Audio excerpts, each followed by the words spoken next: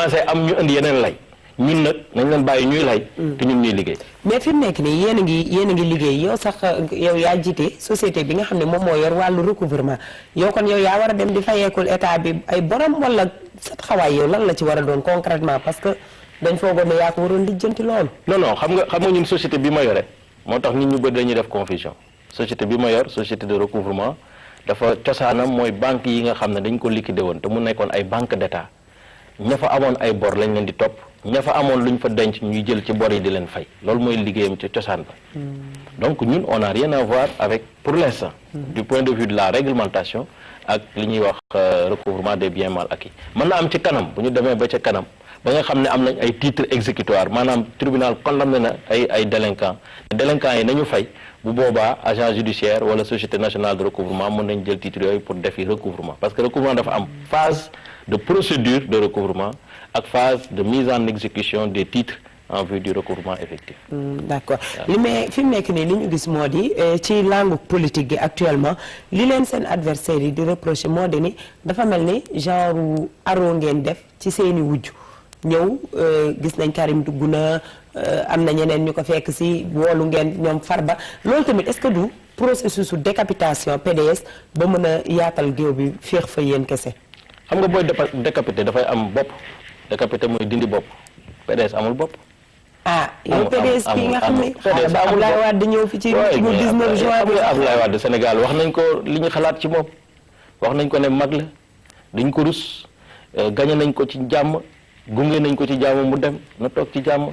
bàyyi nit ñi ci jàmm. parce que waaye nag ponkal yaa ngi fi kat Omar Sarr ngi tëj affaire wax ay ponkal waaye Amadou Sall fan yi ñu ngi nii def marché boo xam nga béy moom boo koy redde il faut muy pët-pëti dañuy pët-pëti nii rek mais ñooñu xam nga ne yow mii boo concurrence woon ak ñoom boo moytu nga gañe leen Sénégal du ci xam-xam du ci perspective du ci lu ñuy proposer comme force parce que opposition aussi loolu la maanaam boo waxee ñu xam ne kilifa mooy wax boo waxee ñu xam ne kii li muy wax day jëmale askan bi kanam mais kaay leen ñu marche kaay leen ñu saaga kaay leen ñu xaste franchement loolu de opposition bu mel nii ñu ngi koy soog a am Sénégal ñun ànd nañ ak Abdoulaye Wade man bi ma amee 17 ans laay nekk ak Abdoulaye Wade mais li ma jàpp mooy au moins di nga xam ne saa bu waxee nit ñi dinañ ci reetaan nit ñi dinañ ci amaat beneen encouragement dinañ ci am leneen Abdoulaye musul saaga te concurrence bi mu amoon ak Abdou Diouf c'était une concurrence ferme sévère mais dafay wax bu koy critiquer sax da koy enveloppé ci ay wax yoo xam ne nit ñi dañuy ree monsieur Forage madame Moulin nit ñi reetaan du dëgg parce que Sénégal loolu lañ xam mais saaga xastante je pense que loolu dañ ko war a dépasser te loolu nag absence de culture la c'est-à-dire nit sa environnement soo amul suffisamment de mots d'éducation et de culture pour mën a wax li nga wax te kenn du la ci jéppi te nit ñëpp xam ne li ngay wax loo gëm la te am na ful ak fayda mais loolu doo dem loolu moo fi am tey ku wax rek da ngay saaga ku wax rek yaa ngi xas Macky Sall ku wax rek yaa ngi indi ay wax bu ñaaw bon compétition pour l'injure l'invective et l'irrévérence bon nañ leen ko bàyyil. waaye li ñu gëm bu ñu waxee kat ngeen tontu fi mu nekk nii kat dinañ dégg yoo xam dégguloo benn waa APR boo xam ne nii vraiment jege na gouvernement nekk ci biir wala jege parti bi wala ki kàngam yi kuy wax di tontonte ak ñoom man gisaguma ko boog déggaguma ko. ñoom Ahmed Suzanne Camara rek. oui mais ça xam nga kooku aussi. benn ñaar ñett c'est pas APR nous on fait 25% de l'électorat du Sénégal ça fait quand même au bas mot 1 million de militants APR donc loolu bu ñu wax benn épiphénomène wala benn kii mais li ci am solo mooy ñun on reste concentré gouvernement bi doo leen dégg ñuy xuloo ko xeexoo directoire APR ñi fa xam ne dañu nekk ay kàngam ci parti bi ngànk ko doo leen dégg ñuy wax di histoire di tontonteeg yooyu parce que ñun xam nañ li ñu indi mooy dañu am mission de redressement jubal teg dëgg bi ci yoon ñi nga xam ne moo fi nekkoon ñu bàyyi ko pasar bi ñu bàyyi ko agence yi nga xam ne dañ fi nekk di pasar ñu bàyyi ko salaire yi nga xam ne dañ ko doon fay te jéggiwul dayo te loolu ci privé nga koy war a am wala société bopp ñu ne nañ leen ko yemale et cetera ñu loolu la ñu fi indi la mission principale c'est redresser lutter contre l'impunité restaurer l'injustice et les valeurs citoyennes et sociales loolu moo ñu fi indi ci loolu la ñu nekk xuraawuñu histoire ñu defuñu dara maintenant nag ku ñu wax boo xam ne nii jaaduwul te teguwul ci yoon justice daf fi nekk pour lijjanti loolu. mais léegi bu ñu demee ba jàpp ne tey jii nii Amnesty génnee rapport am ne Sénégal dafa régressé ci wàllu droit de l'homme ba tey ñu wax ji indi coow ak yooyu bu ñu demee tey bay comparer Sénégal ak Gambie loolu tamit ragal luwul non du ragal lu ci ñi xam li xew Sénégal man dama am rapport Amnesty bi boo bëggee après ma jox la ko ci rapport boobu doo gis fenn fu ñu bind ne Sénégal ak Gambie ñoo yam doo ko gis doo gis fenn fu ñu bind ci rapport bi ne droit de l'homme Sénégal dafa régressé amut. waaw Mimi Touré de nee na commentaire la waaye. mais commentaire ki fi toogal nag non xam nga yow nga nekk fii RTS ngeen liggéey ba pare ba tënk ko ci këyit nga ñëw ne ñu ne la waxal këyit gi li ci ne nga wax leneen loo xam ne nekkul ci këyit gi. loolu mënuñu ko imputer RTS dañu waxante dëgg rek mën nañ ne nag oreille mii nekk RTS moo fi wax lii benn nit nag mënul juger Sénégal xam nga Amnesty lan la organisation ay nit yu bokk rek toog ci leneen di waxtaan di xalaat man du ma soofantal seen liggéey parce que lu am solo la parce que ku nekk ci ñun aussi bi nga nekkee ci opposition ñu lay gund xataar wala di la teg loo xam ne jaaduwul wax dëgg Amnesty taxaw na ne lii jaaduwul. da ngeen daan woo droit non damay wax rek te yàlla tax mais nag fii moom am na erreur dans le commentaire pas dans le rapport parce que ci rapport bi amul benn sikk rapport bi li ci nekk mooy d'abord rapport bi normalement boo koy commentaire bu objectif mooy da ngay delloo njukkal Sénégal parce que li nga xam ne dafa tëwoon Sénégal ñu jàpp deru Sénégal di ko ŋawte partout ci CEDEAO bi ak jugement abré ak yéex yi ak ñàkk am pas-pas bi ak ñàkk volonté bi ñu ci amoon mais bi président Macky Sall ñëwee rapidement en un peu de temps créé nañu institution yi wane de manière résolue que Hissène Habré mi incha allah dañ ko war a juger nommer juge yi mettre leen dans des conditions pour commencer le travail xam nga kon kooku dañ ko war a rafet muy benn te loolu mu ngi ci rapport bi deux ñi nga xam ne dañu doon def usage excessif de la violence maanaam ñi nga xam ne ñoo yor suñu kaaraange mais léeg-léeg ci biir yor kaaraange googu ñu indi ay yàqu-yàqu wala ay gaañ yu ñu def nit ñi nga xam ne kenn mësu leen topp presque ñu ci bëri duñu leen topp mais bi ñu ñëw dañ leen topp teg leen ci yoon am na ñu ci commencé di entendre donc loolu aussi dafa nekk ci biir rapport bi ñu ne avec le président Macky Sall moom moo commencé joxe la volonté politique pour lutter contre l'impunité kon loolu félicitation la war a nekk à part loolu lan moo nekk ci rapport bi depuis 1 an que ñu nekk ci au pouvoir amul benn nit sénégalais bu ne man torturé nañ ma ci biir kaso yi amul nee nañ ci Kouta Sidibé rey nañ ko fi Kédougou ak xaw ma kan ko non mais am na ñu rey en août ak kenn koo xam ne presque début janvier 2013 si mes souvenirs sont bons ñun xanaa nag bu am mbir amee dinañ toog tuuti xool enquête dan lay demee yow rapport 2012 ngay def ay fait yoo xam ne 2013 moo am xamagoo ndax dinañ topp wala duñu topp loolu noo mën a xamee ne lii impunité la donc vraiment man li ma gëm mooy effectivement tey Sénégal ñu ngi taxaw ci taxawaay boo xam ne dañuy taxaw pour aar askan bi droit ak intégrité physique citoyen yi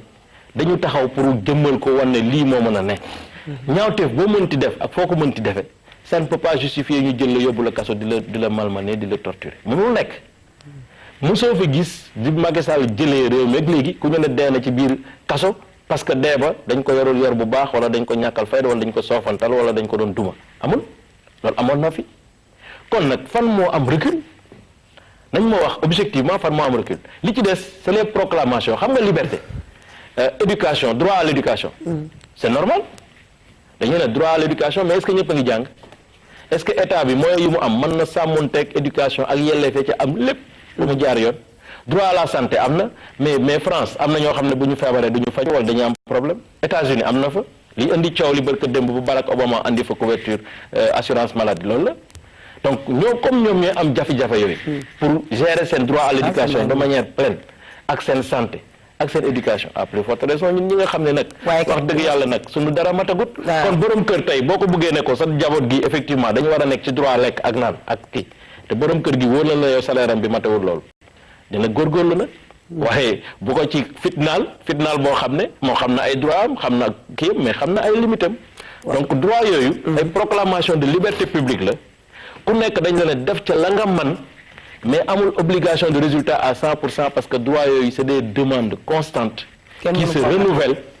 boo xam ne kenn mënu ko saafara ba mu mat en un trait de temps à plus forte raison nag suñu dëkk yi nga xam ne waaye tey am na loo xam ne dañ naan xëy na yaakaaroon nañ ne boo leen ñëwee di ngeen ci def avancé mu di liberté d'expression bi tey gis nañ ne article 80 ba tey ñu ngi koy appliqué waat te ñun ñi nekkul ay juriste sax daan nañ dégg article 80 ca jamono ja ngeen nekkee opposition loolu tamit est-ce que du loo xam ne nit ñi dañ leen faa yaakaaree woon te fekk ñu leen fa waaw xam nga loolu moom man damay wax ne liberté d'expression dëgg la mais liberté d'expression c'est pas licence d'expression xam nga nit ñi aussi il faut ñu xam tey man Oray am naa droit wax ak yow ni ma yaakaar ne moo ma neex mais ni nga yaakaare moo ma neex dafa am nu ñu ko codifié dafa am ay normes l'expression dafa am ay normes man su may wax ak yow am na teggin boo xam ne nii buñ ma ko waxee buñ ma ko waxul malgré liberté bi ma am waral naa la ko su may wax ak yow bu ma ko waxee ak buñ ma ko waxul malgré liberté bi may am waral naa la respect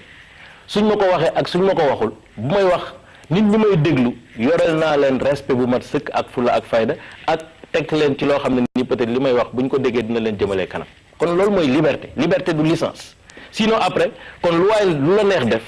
lu la neex wax xam nga loolu mooy laisser faire laisser aller loolu nag xam nga lan la indi waaye tey par exemple état li ko tax a jóg xam nga lan mu principalement ordre ak sécurité état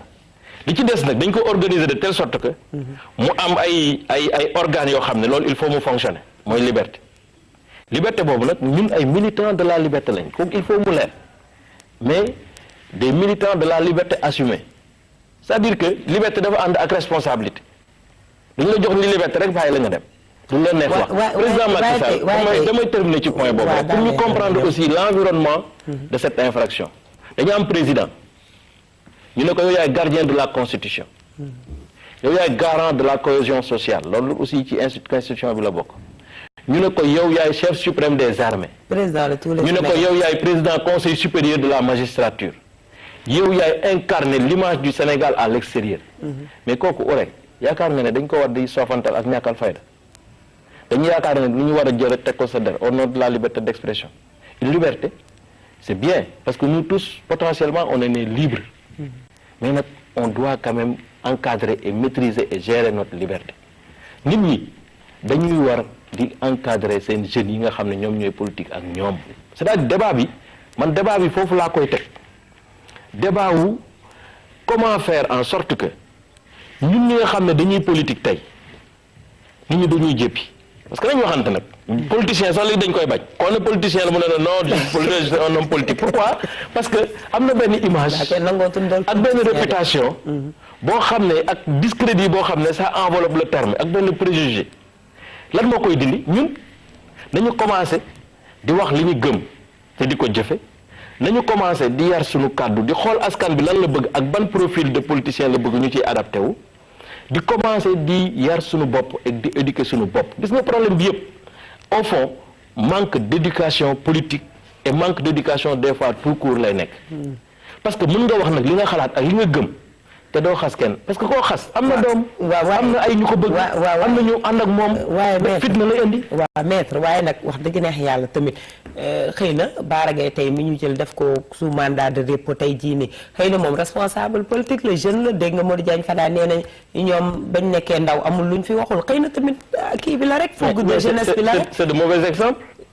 mais fi mu nekk c'est de mauvais exemples c'est pas parce que man bi ma nekkee ndaw lu ma neex laa doon wax que aujourd'hui monde bi dafay changer doon nañ fi dégg tamit ay Barthélémy Diaz ak ay Abdou Mbow ak ay kii tamit di wax Abdoulaye Wade lu nekk loo ci gis mais demoon nañ fi di jël cercueil naan président góor gi dee na suul leen non mais loolu ay way la ñuy way kooku artiste la xam nga liberté d'art ak liberté de droit culturel loolu nag xam nga ay xalaat la loolu dafa am yeneen pàcc ci droit de l'homme yoo xam ne pour nga sanctionner ko xam nga am na benn président en France bu ñu defoon preuve con affiche bi mais Cour européenne des droits de l'homme dafa ne affiche bi c'est vrai c'est un peu délicat mais au nom du droit à l'imagination du droit artistique vraiment waruñu ko tëj nañ jéem a xool une sanction plus proportionnelle c'est-à-dire dafa am ay droits yoo xam ne tax bu ñu leen bëgg a waxatee dara jël waykat ne ko wayal ñu lii non mais way ak yooyu vraiment y a beaucoup plus de tolérance mais xam nga politicien yow da nga bëgg a incarner un futur da nga bëgg a incarner un rêve da nga bëgg a incarner rassurer les populations kooku bu ñu déggee ci moom ay wax yu doyadi franchement dafay xaw a doy waar ah. moo tax daal vraiment li ñu war mooy c'est regrettable hein, parce que man ni ma ko gisee. c'est un jeune qui n'a pas le ramage de son plumage c'est-à-dire que ni muy waxe jëmmam ak peut-être trajectoire éducative am sax wanewu ko man pour man dama jàpp ne ko yaru la mais problème bi mooy am na lu ñu ko sëf lu diis loo xam ne peut-être antan na ko te fekkul ne mu préparé wu intellectuellement culturellement politiquement ba nga xam ne li ñu ko sëf dina ko mën a gérer sans tension sans maladresse sans dérapage de langage je pense que loolu aussi lu ñu war a xool yéen tey boo leen toogee ba ñu leen di reproché naan léegi mi ngoog nag am ngeen détenu politique ci seeni loxo loolu tamit est-ce que du loo xam ne fardeau bu diis la boo leen nar a porté surtout yéen a ngi waaj dala Obama ak yooyu ngeen di toog tamit ñu naan Sénégal ñu ngi tëj politicien non duñu ko porté parce que quand même booy wootee booy laaj sénégalais yi tey laaj leen ndax li Bara Gaye wax jëmale ko ci njiitu réew mi est-ce que loolu dina sedd seen xol xam nga Sénégal aussi dañu am benn fierté c'est-à-dire ak lu ñu bañ a ànd peut-être sax ak Macky Sall ak ñun lu ñu ànd ak Macky Sall ñun image Sénégal moo ñu gënal ak crédibilité Sénégal ak les hommes qui incarnent cette crédibilité et cette image donc ñun li ñu gëm mooy wax bu ñaaw moom sanctionné ko nag sanction moom warul am honte c'est-à-dire bu lu jaaduwul amee ñu taxaw ci ne lii jaaduwul indi ci ay saafara loolu pour man du honte liberté publique amul benn donnée boo xam ne ni dafay stable de manière même démocratie dafay am ay évolution dafay am ay moments de tension dafay am ay moments de relâchement donc lii am ñu taxaw ci pour saafara ko man gisuma ci benn jafe-jafe gisuma ci benn honte au contraire je pense que c'est un bon exemple pour les autres pour ñu xam ne nag aussi y a des limites à ne pas franchir jàppoon daal da ngeen di museler nit ñi non museler non mënatul am Sénégal man fi ma nekk parti bi ma nekk damay wax léeg-léeg ay loo xam ne ñi ma àndal sax peut-être d'accord uñu ci mais donc museler amul ñun dañuy toog wax ak président Macky Sall ci réunion wala ci loo xam ne ay prise de position yoo xam ne d'accord uñu ci du benn yoon du ñaari yoon du ñetti yoon te du man rek donc loolu moom museler ñun comme ñun ñooy commencer ñun di wax de manière avoir une expression plurielle à plus forte raison ñi nga xam ne bokk ñoom moom Sénégal kenn mënu ko yor di museler Abdoulaye Wade jéem na ko sottiwul Abdou Diouf sottiwul donc c'est pas le président Macky Sall qui va s'inscrire dans cette logique surtout que dafa bokkul sax ci ay mbiram bokkul suñu programme ñun on est man personnellement je suis un libéral man loolu laa gëm. léegi yow fi mu nekk nii yow libéral nga juriste nga tey bu ñuy wax par exemple problème yi nga xam ne c'est lié à la justice tey ñu ciy tudd wala bokk naan di ci tuumaal xaw ma tudd président Macky Sall est-ce que loolu tamit du dénoter problème bi nga xam ne dafa am ci séparation bi ñu waroon a gis sentir ko ci séparation des pouvoirs ba bu ñuy wax justice exécutif kenn bañ ko cee tudd. xam nga man li ma gëm mooy même bu ñu la ciy tudd nañu fexe ba bu ñu ci fekk sa loxo tudd bi moom du ñàkk parce que koo gis ñu tuumaal ko léeg-léeg dañuy jàpp nit man tribunal la doon liggéey. dañuy jàpp nit ñu ne ko yow dañ lay àtte ci lii bu ne non lii ngeen may àtte du lii dañ may complot moo tax ñu andi ma fii. wala diw ak diw moo tax loolu moom loolu lay la moom mais li ci des daal man li ma koy wax te man ma gëm ko mooy fexeel ba loolu ñu lay tuumaal buñ la mus a jàpp mukk sa loxo ci biir ñu ne yaa ngi dugal di manipuler justice kooku moom ce serait catastrophique justice daal nañ ko bàyyi ci liggéeyam assemblée ñu bàyyi leen seen liggéey président mu liggéeyam loi bi ku nekk jox na la say compétence li ci des nag fulla ak fayda moo koy mottali nit ñi nag mënuñu la jox compétence ne la yow tu es un magistrat indépendant li ngeen di atte tu n'es pas responsable kenn mënu la ci topp kenn mënu la ci indil ay problème kenn mënu la ci nangam kenn mënu laa déplacer bu la neexulee nangam ngeen am ay organismes nationaux internationaux pour protéger votre statut la ca des nag wax dëgg bu ñu la toggalee ceeb ba mu rafet nga raxasu ñu coow la nga toog li ci des nag kenn du la tibbal di la saxal li ci des yaa koy jëlal sa bopp indépendance moom yéen a ko manipuler yow la neex en tout cas du mën a yow la neex mais war jox nañ la matukaay yi nga xam kenn du la manipuler léeg-léeg yow lay neex léeg-léeg yow tamit da ngay am looy séntu en retour waaw loolu tamit ay réalité la moo tax daal gis nga dëkk bi fi ñu toog waaye yéen a APR nekku leen ci loolu ci li ñu bind ci kayit yi nekkuñu ci li ñuy doxal nekkuñu ci te man bés bu ma gisee loolu dinaa ko dénoncer boo ma woowee fii dinaa ne lii am na te wattane waaw waaye gisagoo ko daal nga jàpp léegi nañ dem li ci kanam raw liggéey maître Youm fi mu nekk nii ñu ubbi beneen volet kii bi fan yi gis nañu seen naataangoo réew mi sàkku ci mandat président assemblée ñu voté ko mu nekk 5 ans bu ko defee yëf yi stable léegi ñu gis ni APR ne tekk yëngatuwul kenn waxul dara ak yooyu fi mu ne nii lan mooy seen position ci loolu donte doo parlementaire waaye bokk nga ci poolu porte-parole yeeg yooyu tey wàllu yoon xam nga ko ñu laaj la ci yow fi mu nekk nii. waaw xam nga léeg-léeg xam nga bi ñu nekkee xale dañ doon wax ay cokket ci bii ndong ci bi man loi boobu cokket ci bii ndong ci bi laa ko jàppee mooy c'est-à-dire que pour indi ay féewaloo ak ay histoire ci coalition bi moo tax loi bi jóg mais li ñuy wax ci biir loi bi taxul loi bi jóg li may wax daal mooy déjà ñun suñu parti amul position sur ça mais man am naa ci position moi en tant qu'homme politique am naa ci xalaat parce que ñoom li ñu bind loi bi dañu war a changer loi bi pour renforcer les pouvoirs du président de l'Assemblée nationale parce que jàpp nañu ne bu ñu ko joxee mandat 5 ans day renforcer pouvoir président nekk à l'aise dootu fi nekk di xalaat non du question nekk à l'aise xam nga ñun à l'aise taxu ñoo jóg xam nga ñu lan moo ñu tax a jóg est-ce que li ñu la jox nañ la jumtukaay yu mat pour nga àggale ko doxal ko loolu moo ñu tax a jóg ay à l'aise ak da ngay kii wak léegi loolu xam nga kan moo ko mën a am député moom nekk na à l'aise statut 5 ans yooyu ñu ko jox nekk na ci à l'aise c'est-à-dire kenn mënu ko dindi bu dul peuple bi wala ñu tas ko nekk na ci à l'aise président de la république nekk na à l'aise ci loolu mais président assemblée nationale dama ne renforcer amul pouvoir propre maanaam amul benn pouvoir boo xam ne nii nekkul ci pouvoir député amul benn protection supplémentaire boo xam ne nekkul ci protection député kon kay jox nañ ko pouvoir jox nañ ko protection statut protégé na ko ba pare li ci des mooy moom xam nga ñaari pouvoir la am mooy présider les travaux de l'Assemblée présider les séances plénières wala délégué qui va présider les séances wa représenter à l'extérieur à l'égard des tiers l'Assemblée nationale jeex na loolu boo amee mandat 1 an kenn terewul la ko def boo amee mandat weer ci biir weeroo mën nga ko def boo amee mandat 5 ans loolu rek ngay def muy benn waaye xam nga taxawal rek ma expliqué loi bi ñu ko ëndee ba doxal ko président Mamadou Seck Assemblée nationale la nekkoon pendant 4 ans est-ce que renouvellement mandat bi par période d'1 an indi nay benn jafe-jafe ci liggéeyam wala déet la réponse est non parce que liggéey na ba fi muy pare. d'accord kon amul président Mamadou Seck di ñëw nga baal ma foofu. yéen APR nit ñi li ñu yaakaaroon moo di ni comme que loolu moo indi woon ca la taxoon ngeen jóge PDS nit ñi dañu foogoon ni boo leen ñëwee rek da ngeen di réparer injustice boobu. injustice bi man jàpp naa ne population yi réparé nañ ko ba pare xam nga injustice boo ko waxee rek mooy am na ku nekk victime d'injustice. président de l'Assemblée nationale à son temps Macky Sall. waa léegi kay yéen réparé nañ injustice non dama lay expliquer te pare gu ma c'est-à-dire bu ñuy waxtaan aussi il faut ñu déglunte mooy injustice la ñu wax injustice réparé nañ ko kon amatul injustice mënuñu ne tey président Moustapha Niasse est victime d'injustice mënuñu ko wax parce que nit aussi booy otal nit mbubu di argumenter ñun ci say li nga argumenter rek lañ lay tontu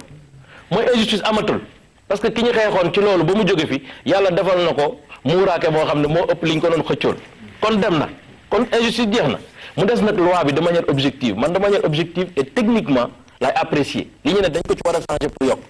bu dee dañ ko ci yokk parce que dañu ne 5 ans day tax président bi gën a dëgër dama ne c'est pas vrai parce que 5 ans taxul président gën a dëgër. parce que amul dara lu mu yokk ci pouvoir supplémentaire à 100% ñi ngeen nekkal. donc wóolu nañ mais xam nga li ñuy wax la confiance n'exclut pas le contrôle man loolu laa gëm man dama ne li ñu nekk di def politique la amoon na lu fi xew dañuy jëloon usage abusif de loi pour def ko loolu jàll na tey moi je peux garantir que peut-être qu'il y aura pas d'usage abusif de cette loi par contre dafa am réalisme politique APR dafa jël pouvoir bi en 2012 am 25% après mu am coalition mu am 65%. ñu defar gouvernement APR nekk ci minoritaire parce que gouvernement bu dee 26 ou 27 personnes on n'a pas plus de 10 ministres APR dans le gouvernement et qui n'ont même pas des postes clés de la gouvernance ñu ñëw assemblée nationale ñu ànd ko ak ay nit ñu dem ba ci biir ñu xool assemblée nationale bi xam ne APR n'a pas une majorité absolue ñu def coalition Benno Bokk Yaakaar xam nga kenn borom xam-xam dafa ne xam nga le raisonnable mooy lan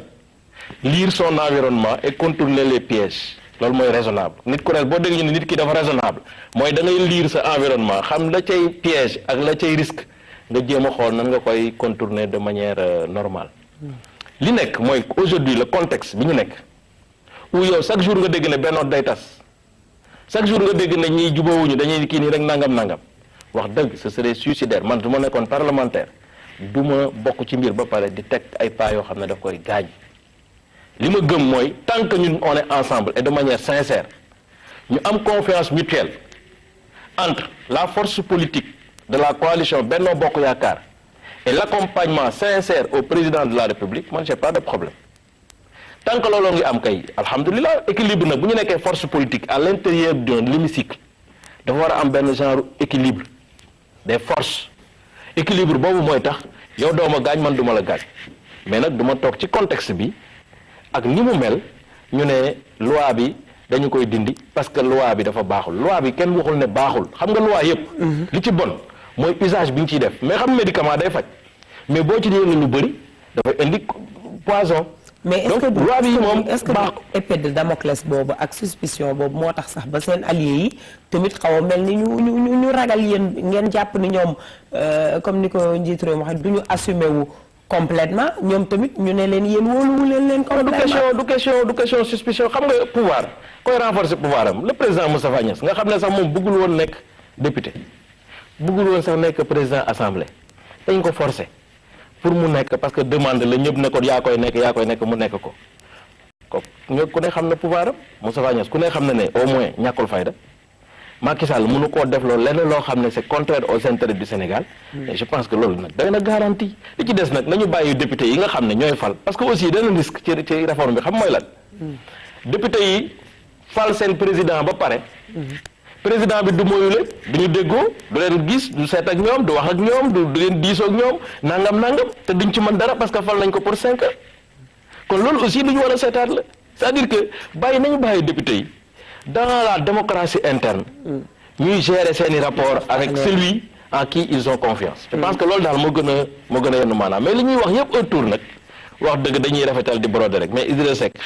ak Moustapha Niasse du ñu yéenante jàmm ba muy indi ay loi di ko jaaral ci pour ne day defaral Moustapha defaralul kenn yàq ak indi ay féewlu ak histoire yu sew ci comme nii perte temps la ak temps mort loolu moo ko tax a jóg te ñun nag dañuy bëgg a liggéey parce que dañu wàññi suñu mandat def ko 5 ans waaye ku bëgg a ànd ak ñun àndal ak ñun ci ngor ak teraanga ak tedd nga ñu ak jàmm ba ñu indi fitna ñu liggéey kooku mënul mais libre. kon da nga jàpp ne waa réew mi dañ leen di kekkantoo non en tout cas bëri na ci ay wax yu sewaan yoo xam ne vraiment perte temps la bëri na initiative yoo xam ne aussi franchement c'est des initiatives malheureuses. d'accord mais léegi maître ñu ngi jàll ci beneen wàllu wi fi mu nekk nii ñu ngi pare local yi yow département Mbour nga nekk. foofu nga yor APR da nga fa am ambition locale wala da nga koy bàyyee ñeneen ñi. ambition moom xam nga nit moom buy dund. bu yeewoo rek ambition lay yeewaale moom lay xëyee moom lay gont. kon fi mu nekk nii ci élection yi ñëw da ngay laaj mairie bi. man laajuguma dara waaw élection yi di ñëw daal xam nga li ñuy def. ñun dañu am parti nekk ci commune boo xam ne commune yi Thiadiaye la. ñu am yéene massifier parti bi foofu dooleel ko fu bu baax loolu moom mooy suma première ambition. la ca des waa parti bi ma àndal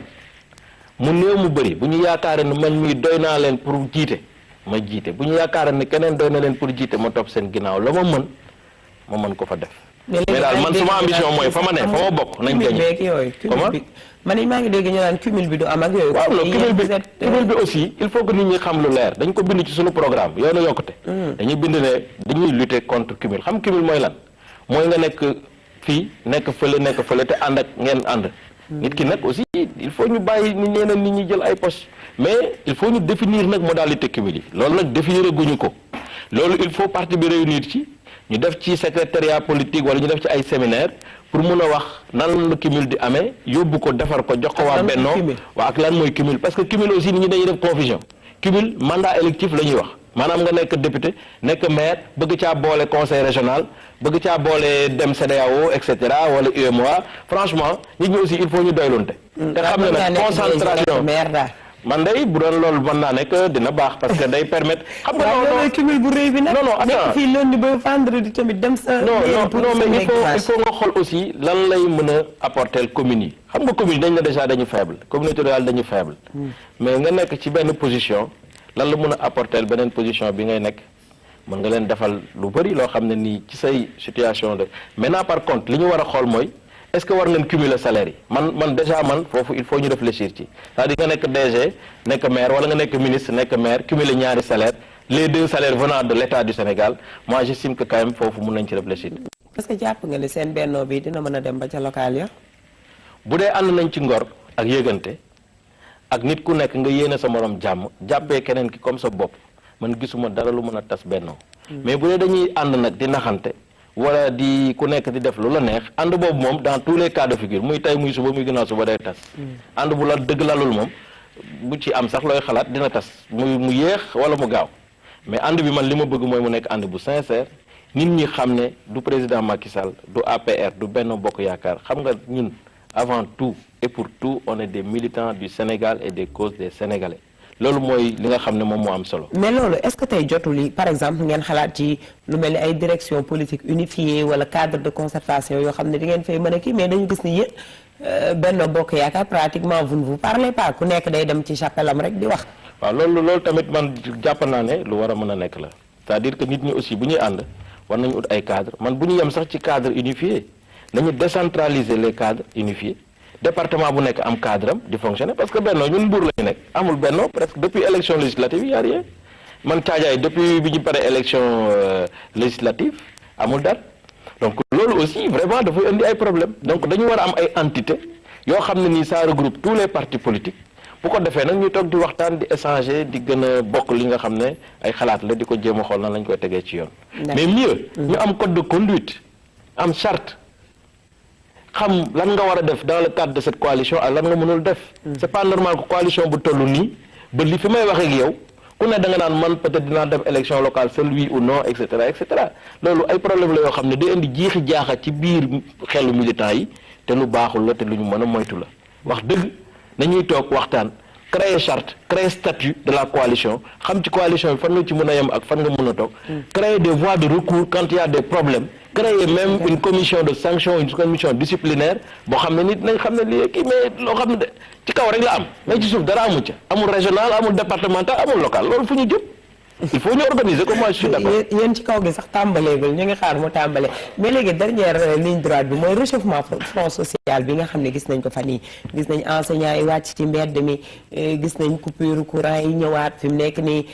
gars yee ngi wax gaa ne ngeen wàññi ngeen prix dund bi ba homologué ngeen ko mais loolu tamit fi mu nekk nii est-ce que loo xam ne la dal na xel parce que